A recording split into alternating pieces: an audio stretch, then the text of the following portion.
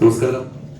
നമ്മൾ ലോകത്തുള്ള എല്ലാ മലയാളികളും ഏക പ്രതീക്ഷയോട് കാത്തിരിക്കുന്ന ദൃശ്യം മെയ് 21 സ്ക്രീനിൽ തെളിയാണ്. അതിന് ഞങ്ങളുടെ എല്ലാവരുടെയും ഹൃദയം നിറഞ്ഞ ആശംസകൾ ആദ്യം അർപ്പിച്ചു എന്ന് നമ്മൾ തുടങ്ങാം. ലാലേട്ട, ദൃശ്യം ഈ പറഞ്ഞതുപോലെ 21 ഫസ്റ്റും സെക്കൻഡും കണ്ട് 13 വർഷം മുമ്പ് ഒരു 4 വയസ്സുകാരൻ ആ ബുദ്ധിയോടുകൂടി, എനിക്കതിലും വയസ്സുണ്ട്, 4 ക്ലാസ്സുകാരന്റെ ബുദ്ധി, 4 വയസ്സ് എനിക്കല്ല, 4 ക്ലാസ്സുകാരന്റെ ബുദ്ധി,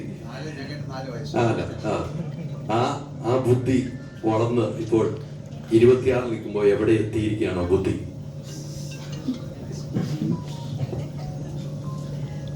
സിനിമ കാണുമ്പോഴില്ല വലിയ ബുദ്ധിമാനൊന്നും ആയിട്ട് ഞാൻ കണക്കാക്കുന്നില്ല. ഇതൊരു സർവൈവലിന്റെ എൻ്റെ കുടുംബത്തെ രക്ഷിക്കാൻ വേണ്ടി നമ്മൾ ആദ്യത്തെ സിനിമയിൽ തന്നെ പറയുന്നുണ്ട്, ഞാൻ ഏതറ്റവും ഇത് മലയാളികൾ മാത്രമല്ല, ഒരുപാട് മലയാളം അറിഞ്ഞുകൂടാത്ത ആൾക്കാരൊക്കെ ഈ സിനിമയ്ക്ക് വേണ്ടി കാത്തിരിക്കുകയാണ്. നമ്മൾ പല ഭാഗത്തും സഞ്ചരിക്കുമ്പോൾ കാര്യം ഇത് ദൃശ്യം ഹിന്ദിയിൽ കണ്ട ആൾക്കാരുണ്ട്, തെലുങ്കിൽ കണ്ട ആൾക്കാരുണ്ട്, ഇവരൊക്കെ ദൃശ്യം കാണാൻ വേണ്ടി കാത്തിരിക്കുകയാണ്. അവർക്കറിയണം ജോർജ് കുട്ടിക്ക്, അവരുടെ ഫാമിലിക്ക്, അല്ലെങ്കിൽ ഗീതാ പ്രഭാകരന് അവരുടെ ഫാമിലിക്ക് എന്ത് സംഭവിച്ചു, അവരുടെ രീതിയിലോ അല്ലെങ്കിൽ ആരാണ് ജയിക്കാൻ.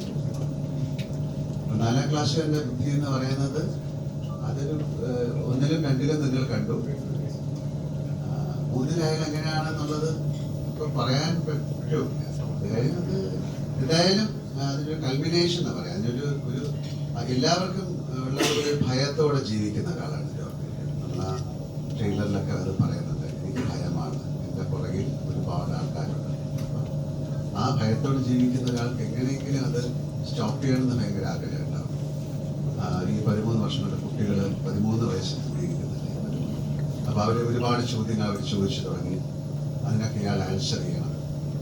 പിന്നെ ഒരു ക്രൈം ഞാൻ ഇതിനെക്കുറിച്ച് പറയുന്നില്ല. എത്രയോ കാര്യങ്ങൾ 10-20 വർഷമൊക്കെ കഴിഞ്ഞിട്ട് തെളിയിക്കപ്പെട്ടിട്ടുണ്ട്. അപ്പോൾ അതിൻ്റെ ഒരു ഡിഗ്രിയിൽ ജീവിക്കുന്ന ഒരാളാണ് അയാൾ. അതിനെ എങ്ങനെ കാണുന്നു, അതിനെ എങ്ങനെ പ്രതികരിക്കുന്നു എന്നുള്ളതാണ് ദൃശ്യത്തിൽ.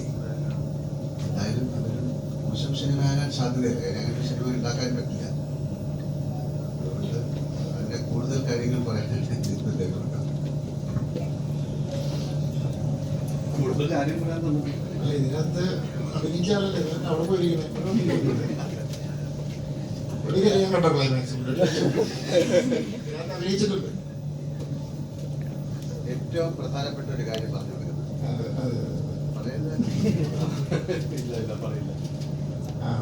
ദൃശ്യം 3 എന്താ പറയുക, എല്ലാവർക്കും അറിയേണ്ടത് എത്ര ട്വിസ്റ്റ് ഉണ്ട്, എത്ര സസ്പെൻസ് ഇതൊക്കെയാണ്. ഇത് അങ്ങനെ ഇങ്ങനെയാണ്. ഞാൻ ദൃശ്യം ഫസ്റ്റ് ഇറങ്ങിയപ്പോൾ തൊട്ട് ഞാൻ പറയുന്നൊരു കാര്യമുണ്ട്, അതൊരു ഇമോഷണൽ ഡ്രാമയാണ്.